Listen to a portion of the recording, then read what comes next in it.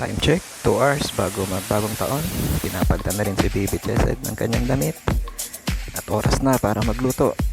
Unahin po natin ang french fries. Gamit ang air dryer, medyo bago po tayo sa paggamit nito. Ignorante pero napag-aralan naman. Okay. Habang niluluto naman ni Papa ang hamon at ang aking minarinate na chicken.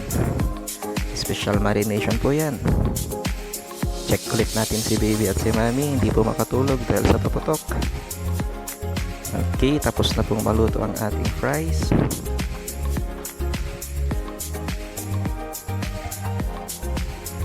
Basic. Sunod pa natin ang chicken. Okay.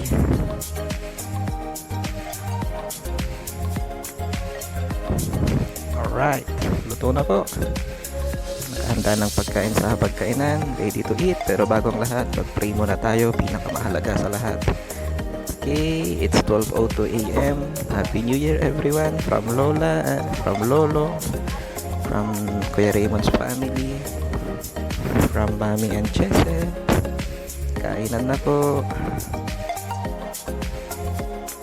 Siyempre, hindi mawawala ang picture taking sa family at the end of the year bilang pasasalamat. Kaya Happy New Year po sa lahat. God bless us all.